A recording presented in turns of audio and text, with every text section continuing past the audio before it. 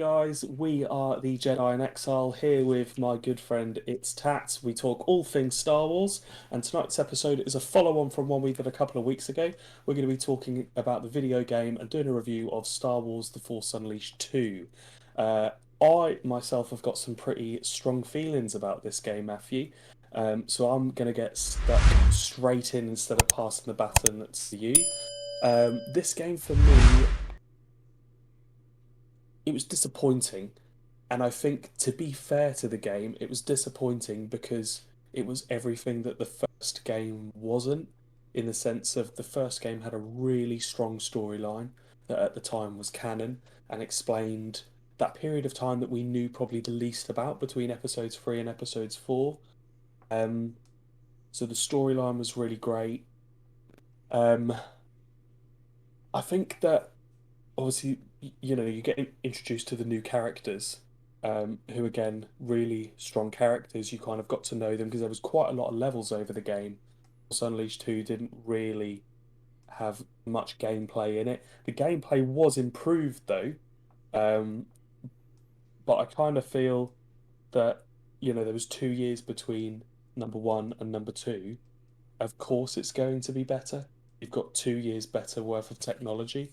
So I think this game, flattered to deceive, we were so hyped for it at the time, so excited because of the success of number one, but it just couldn't deliver on its promise. So for me, it overpromised and under-delivered.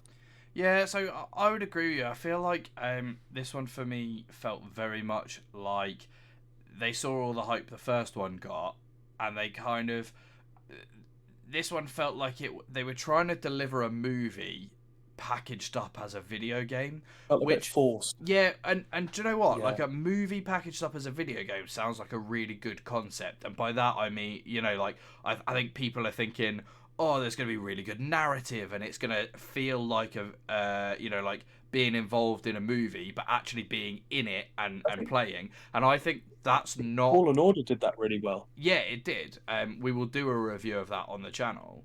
Um, but I feel like this one, what I mean by that is I mean that they were more focused on the cutscenes and what they were doing in the cutscenes than they were anything else. That was the impression it gave me. So the game's super short. I was really surprised that the game's only maybe like 3-4 hours long. So there's not actually tons to get into. We were chatting just before we started recording that it's like 4 levels, and two of those are outside Camino, and then like outside slash inside Camino when you come back.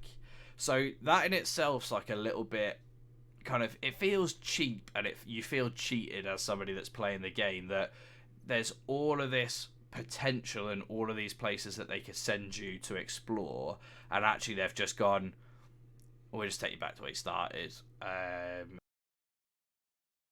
The last level on Camino where you face Vader, I did think that was a really good level. And I think the levels were a lot more in depth, even though there was, a small amount of them. I think where Force Unleashed 1 was better with its levels is that you had that storyline where you were hunting Jedi. So, of course, each Jedi that you hunted was a different level. Whereas there wasn't that kind of in Force Unleashed 2, there wasn't that kind of end goal in a lot of the levels. There wasn't like a Jedi you were, after. The only level that seemed like it had that big boss level was the Gorag level, where you're going to free General Kota, and you can see the big old monster there, which was a pretty cool level, to be fair. Um, I remember struggling on it when I was younger, when the game first came out. Um, and then you're kind of floating through the air. That was something they did quite good, on one of the Camino levels, where you're falling like from the sky, and then in this level, you and General Cutter are falling, and you could like use the Force to move like bricks out of your way, or Tie fighters on Camino. Like, it was quite a cool concept, and two lightsabers was cool. To say, the in the Force Unleashed 1, we just had the one saber.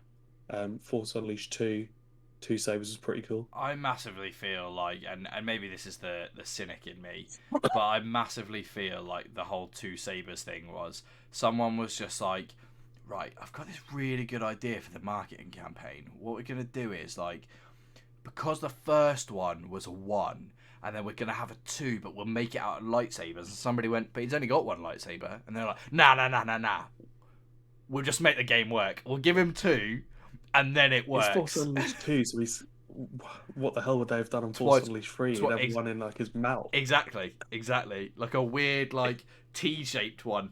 So like a double blader with an extra bit out the bottom. No, I don't know.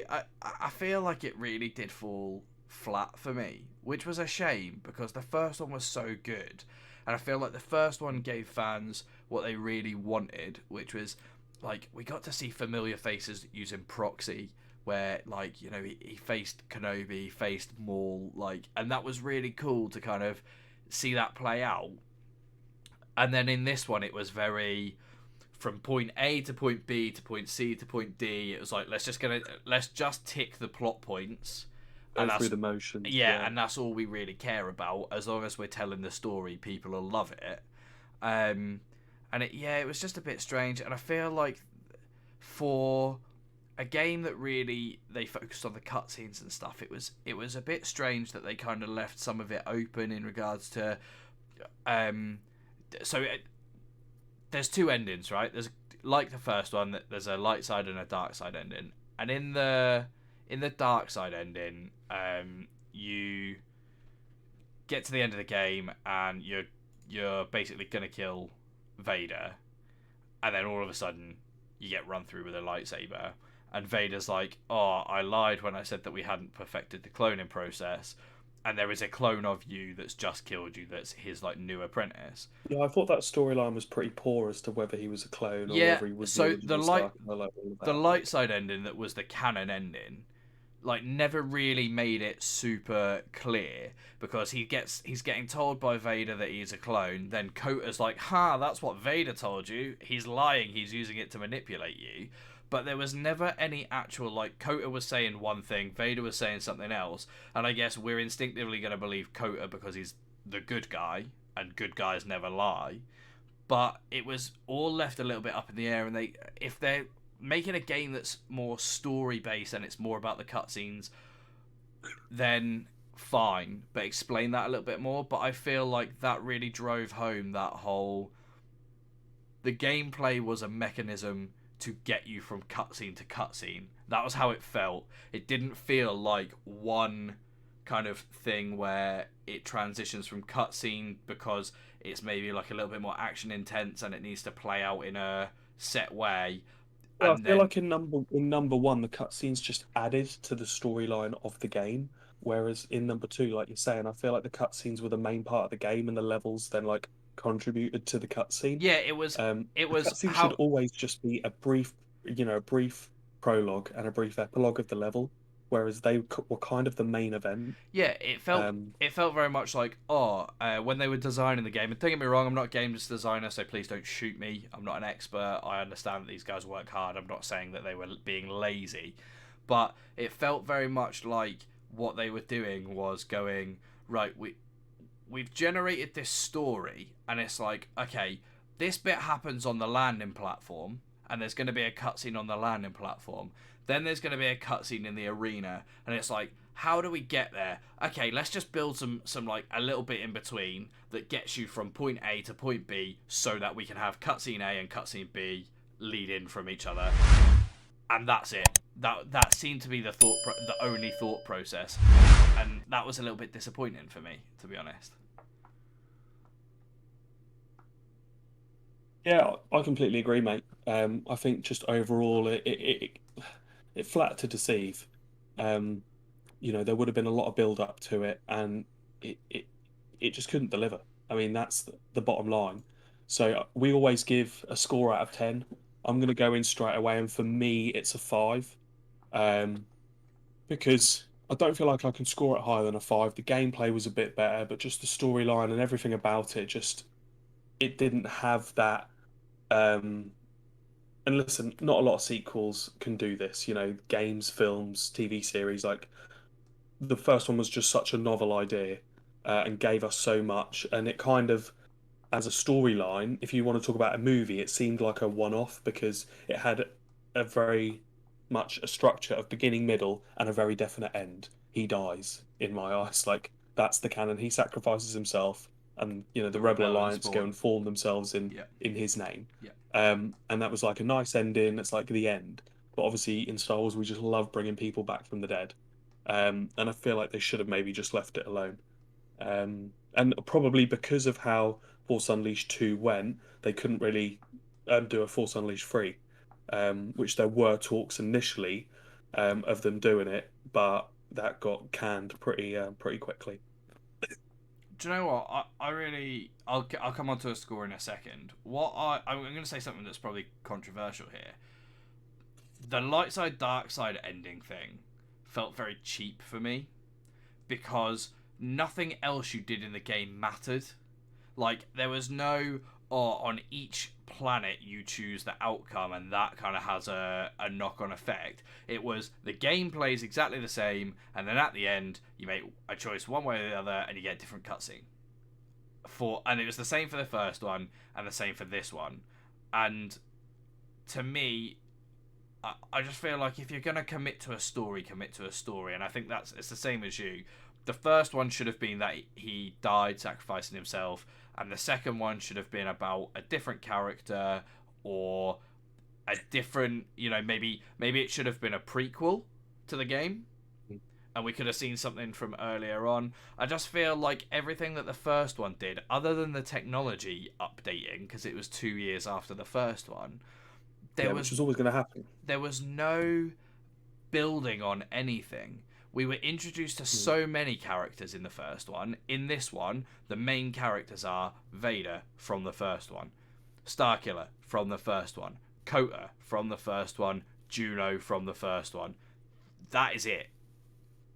Like there's no like, oh, we're gonna introduce this Jedi or this character from the past or this new That's why character. the There was first one nothing. worked so well. You had like Maris Brood, you had Jack T. Like again, Jack T gets killed for about the millionth time. But you did have that familiarization from the prequels. And obviously you had Vader, you had Kashyyyk, so you had the Wookiees, you have the Jedi that you kill, and then he's the son. It just worked, and the second one, yeah, just didn't. So off the back of those comments, you gave it a 5. I'd maybe give it a 6. I do really enjoy the game to kind of, as a franchise. I think the concept was good at the time, particularly. Would I go back and play it now? Maybe if I was at a loose end for an afternoon and Kind had a of couple hours to nostalgia kill. sake. Yeah. But Yeah, would I go and play it because I'm like, oh, Force Unleashed 2 was an amazing game and I desperately want to go and play it? No, not at all. If you I haven't agree. played it, play it just to experience it. Like see what we're talking about because you can make your own opinion off the back of it. You might go and play it and absolutely love it, but I just feel like it didn't.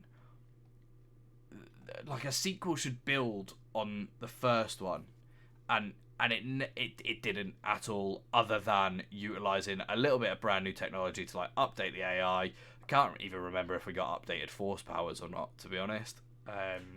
It's yeah, a difficult one for me. I'd It give was it a forgettable. 6. I'd give it a 6. It was forgettable, and I think my last thing to sum up, and this kind of does sum it up. I remember The Force Unleashed, the game, the first one. I couldn't remember like every single level, don't get me wrong, after not playing it for, 10, 15 years. But I knew the storyline, and yet with number two, when we said we were going to do this review, I was like, I'm going to have to go back and watch all the cutscenes because I have no idea what happens in it. Like, and that just goes to show it's not imprinted on my mind, No. and I'm a fairly big Star Wars fan, as you guys know. Are you? And Force Unleashed One was Force Unleashed One is imprinted on my mind.